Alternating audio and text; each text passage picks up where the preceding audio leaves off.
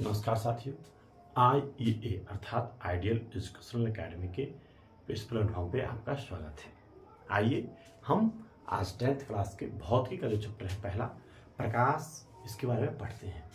तो पर जान लेते हैं कि प्रकाश होता क्या है। प्रकाश क्या है? प्रकाश वह कारक है जिसकी सहायता से हम किसी वस्तुओं को देख पाते हैं। यह एक प्रकार की क्या है? ऊर्जा है। प्रकाश क्या है? एक प्रकार की ऊर्जा है जिसकी सहायता से हम किसी वस्तु को देख पाते हैं। अब प्रकाश के बारे में समझ लीजिए।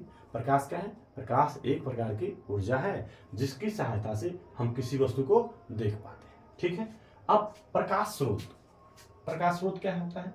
जिस वस्तु से प्रकाश निकलता है, जिस वस्तु से क्या होता है? प्रकाश निकलता है, उसको हम क्या बोलते हैं? प्रकाश स्रोत कहते हैं। जिस वस्तु से प्रकाश निकलता है उसे प्रकाश स्रोत कहते हैं। अगला पॉइंट आता है प्रकाश स्रोत कितने प्रकार के होते हैं। तो प्रकाश स्रोत मुख्य रूप से दो प्रकार के होते हैं।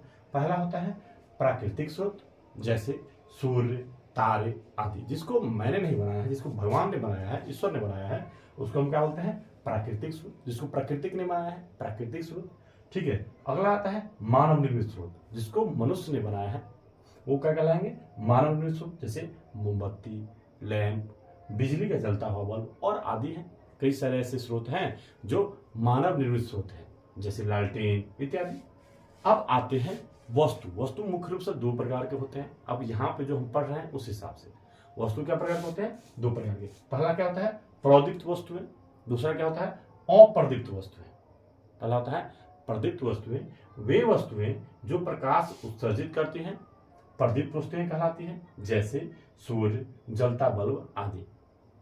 प्रदीप्त वस्तु क्या कहलाती है?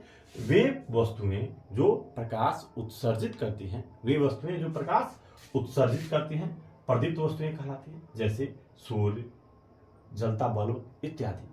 अगला आता है अप्रदीप्त वस्तुएं।